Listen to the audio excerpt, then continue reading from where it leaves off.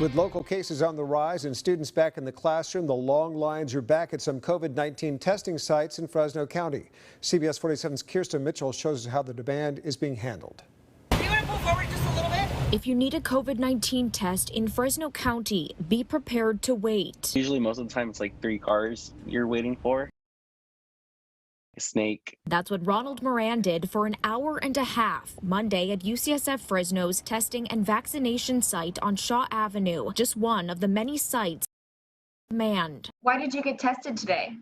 For my job, we have to get tested like every week, the beginning of every shift. Moran's fully vaccinated, but welcomes his employer's weekly testing requirement. You just feel safer in the workplace. Bitwise is just one on the growing list of private, public, and federal companies requiring vaccinations or weekly COVID-19 testing. Definitely the mandates that are coming into the system, but also just more people wanting to get tested now with Delta variant being very prominent in our community and the transmissibility of that. In California, more than 312,000 tests were conducted in the past 24-hour reporting period, more than double than a month ago, while the state positivity rate is at 5.4%. In Fresno County, it's nearly double that, at 9.4%. Our sites overall, they've jumped up to like 135% of their capacity. Fresno County Health Department Assistant Director Joe Prado says despite the surge, once a test reaches the lab, results are still averaging 24 to 48 hours.